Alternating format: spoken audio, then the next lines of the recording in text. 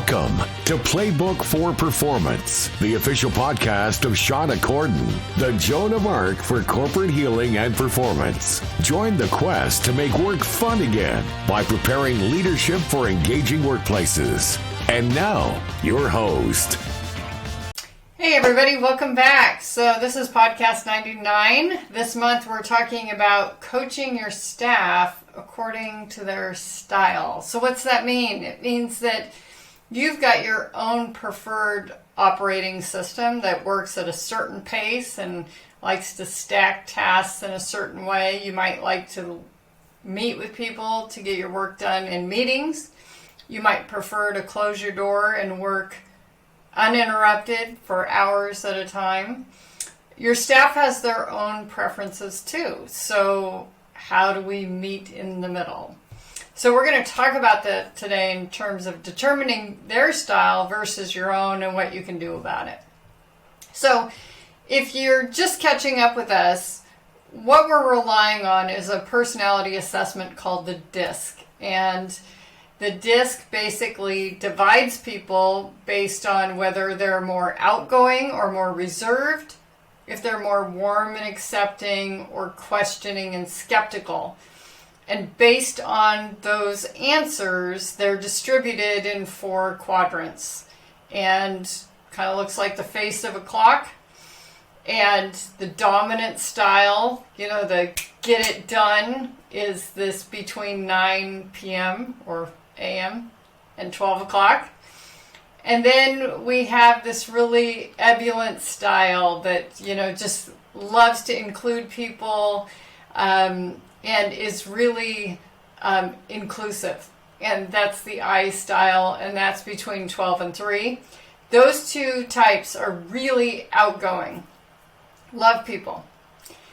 Then we move to the bottom half of the circle, and we have our steady style. And this is the peacekeeper. This is wants everybody to get along. Tends to be more reserved, but also is warm and accepting. So the I and the S have the commonality of warm and accepting. And then we have the C. And the C is, I would like to say that they are obsessed with accuracy, getting things right. So they share that reserved style with their S colleagues, but they also share the questioning and skeptical style with their D colleagues. So the S is between that 3 and 6. The C is between that 6 and 9. So then we've got our full circle. Now, if I asked you, what kind of leader were you today? Most really emotionally intelligent, experienced leaders will say, well, for what meeting? I was 20 different leaders today. It really depended on the person they were interacting with and what the situation called for. Now, some of you might be thinking, wow, what a chameleon. They don't really have their own brand or their own style of leadership. But that's not true. They still stay within the boundaries of what's important to them and how they like to operate. But they're also doing it in a way that is compassionate and considerate of the people that they're interacting with. And that's how we get the most work done. It's that little bit of compromise, adapting, providing the amount of information, the pace, all of that they really need and crave. So as leaders, as parents, we really want to adapt in an agile way to what our reports or our kids most need and what's appropriate in that situation. So if you think about being emotionally intelligent, whether you're evaluating your staff members or each one of your children, they need different things to thrive. So let's talk about the dominant style today. So if you need an avatar to kind of, focus in your head, I would say LeBron James, gotta be D. Very outspoken, likes to be in the limelight, pretty demanding. Donald Trump's another D style. Most people go, those two aren't anything alike. But the things that really make them click are those same items. Their whole mantra is get it done. And they both act on that. You can see it throughout each of their careers. If you look at their lists of accomplishments, it's definitely get it done style. So if you think about those folks, they don't shy away from sharing their opinion. They really enjoy clarity. When people have gone too far, they want her to back off. And they operate for what the situation calls for, right? So if I got to take over to win the game, I'm going to do that. If I got to eliminate half my staff to make this thing happen, I'm going to do that. So they have used that D style to help them get stuff done. Now, some of you might be going, well, I don't want to be a D based on those things. Well, you have to think those people have accomplished a great deal. And I would tell you that most CEOs are probably not naturally Ds, but they have adapted their style to be a D because they have to interact with stakeholders, boards of directors, stockholders, general public, you name it. So it's probably not their preferred state, but they have to adapt their style to do that. Now, when you look at the team member or the child that you're thinking about, that you want to interact with, that you want to adapt your style to, ask yourself this question. Are they more fast-paced and outgoing, or are they more reserved and they like to work at a slower, more methodical pace? Okay? That's going to tell you if they're between the 9 and the 3, that top half of the clock. And if they're not, if they're more fast-paced, that's the top half of the clock. The slower paced is the bottom half of the clock. Okay? And then when you interact with them, do they want to get deep and understand how your weekend went and, really kind of warm up and create some rapport with you? Or are they just like, okay, what do we got to do? Let's get down to brass tacks here. That information will tell you probably whether they're more warm and accepting or questioning and skeptical. Now, if you're saying to yourself, well, what about this? You're already, I can tell you're on the questioning and skeptical side. So these are people who are like, why are we doing it? Why does this make sense? What's in it for me? How are we measuring the success of this project? The more warm and accepting people will be, wow, that sounds really interesting. I bet the customers will be super excited about it. Or, yeah, I can't wait for a play date today, whatever it is. So, based on those, so let me give you the rest of the avatars, since I gave you the D avatar just for fun. So, the I avatar, their whole soundbite is let's get together. These are the people who love to do their work in meetings. They love to host parties and things like that. They want to get people together. They love camaraderie. They love to kick things off. They have a lot of energy and enthusiasm. And in fact, on the disc, we make the I lowercase because it's like, we got to tamp those people down a little bit. They're so excited. Sometimes they get the bad rap that they're just like rah-rah and not substance. So that's unfortunate because these people really create a lot of momentum and motivation, which every project needs. So the avatar for them is Richard Branson. So Richard Branson, it wasn't just enough, to be like Virgin Airlines. It was like, oh, I got to do hot air balloon racing. I got to go to space. I got to do this, Pretty flamboyant personality, always up for a challenge, that kind of thing. The I personality type, the S personality type is really that steadiness style. This is a warm and accepting person, but a little more reserved, doesn't like, necessarily want to be in the limelight. Big peacekeeper, wants everybody to get along. That's their soundbite. Let's all get along, okay? And the perfect avatar for this is Oprah. So if you think about Oprah's show, she was kind of sitting one-on-one still, on the OWN channel. She does a lot of one-on-one or small group interviews. She really likes to have that intimate conversation that's very deep.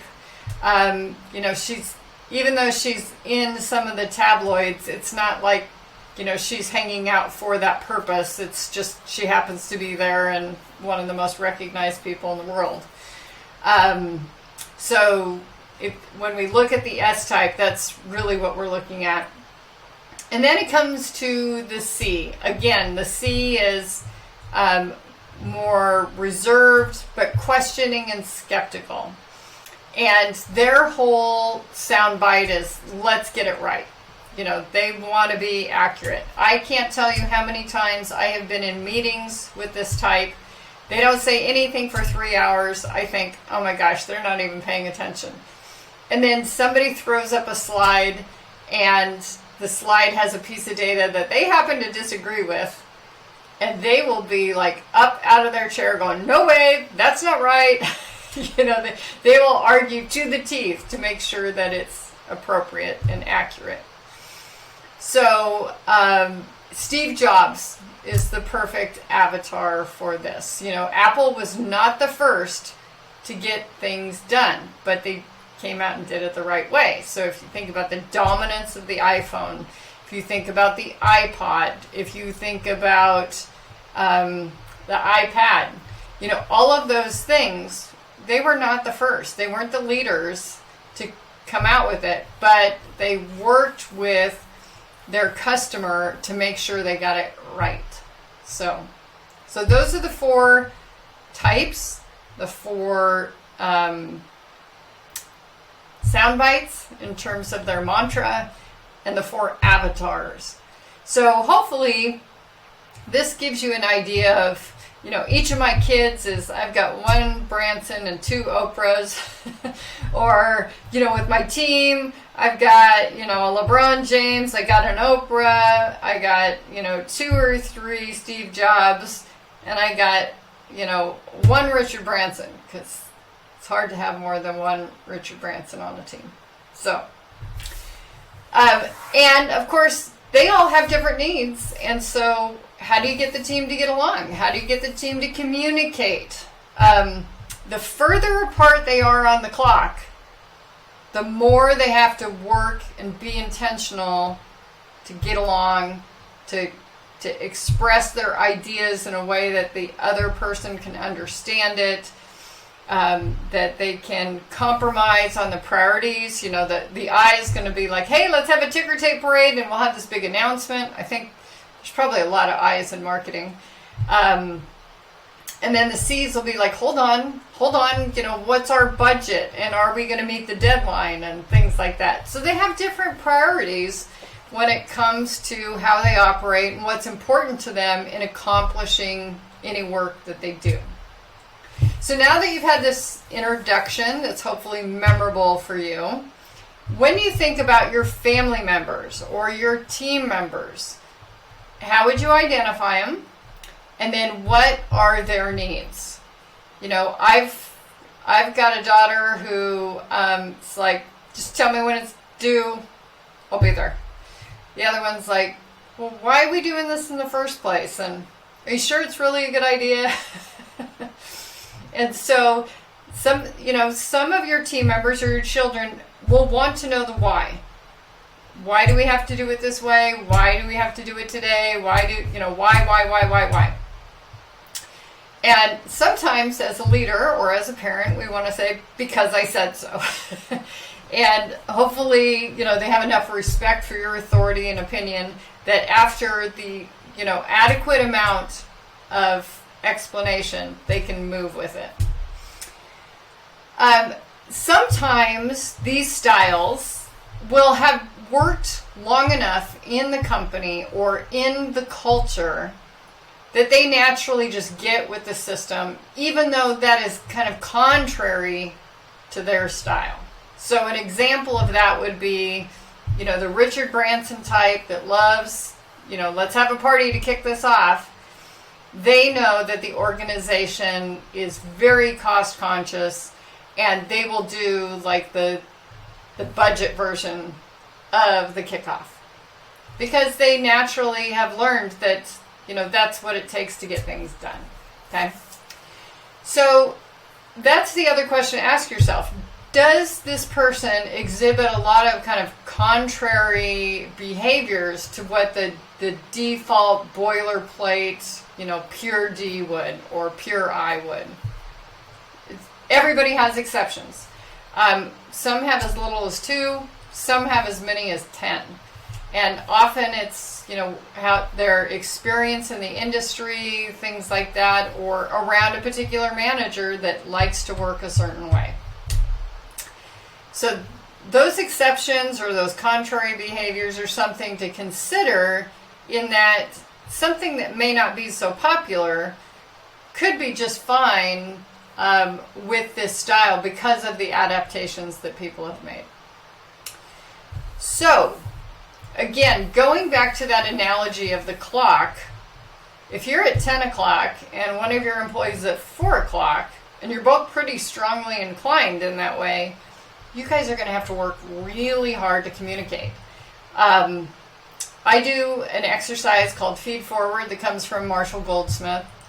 And instead of asking for feedback, something we can't do anything about, we ask a feed forward question. What is one thing this person could do that would improve your relationship with them? And many of you know I work with a lot of jerks. I don't think they're jerks. I love them. But, they tend to bark. They're highly demanding. They don't understand why people need all this stuff, And I explain to them, you need bullets, they need story. You need stuff getting done, they need relationship. So let's adapt. And one of my leaders, direct admins, said, you know what? If he just started off the week like asking me about my weekend, said hi, I wouldn't mind the call this, cancel this, work on this, redo this, because I would know that he got where I was coming from. So I love this client, because not only did they go, oh, I didn't realize they needed that. He would call her, ask for her coffee order, bring it in, spend the first 15 minutes Monday morning just catching up with her. How's things going? How was your weekend? Anything I should know about? Then they got to business, and it changed their whole relationship. She was like, Shauna, thank you. So I didn't make the suggestion about the coffee. He did it all on his own. So, but, working with him to help him create that awareness that as much as he needed to be able to rely on her and depend on her to get all these things done in his calendar and everything else, she needed him to just see her as a person. And so, what can you do? Every child has different needs. Every employee has different needs. So another example that would be really helpful is I did this assessment with a golf team that I work with. And one of the players, a very strong, competent player, she really was not into physical touch. But her coach made it a practice of when there was a 3-par, she would come up to her on the tee and put her arm around her and just really try to encourage her, because that's what the coach liked. The coach was a really touchy-feely person. She liked that kind of encouragement, etc. And so she was trying to apply what she liked in terms of support to her player. So when we finally revealed that it actually made the player anxious, and she didn't play as well on those 3 pars because of it, we all had a laugh oh, this probably could have been avoided.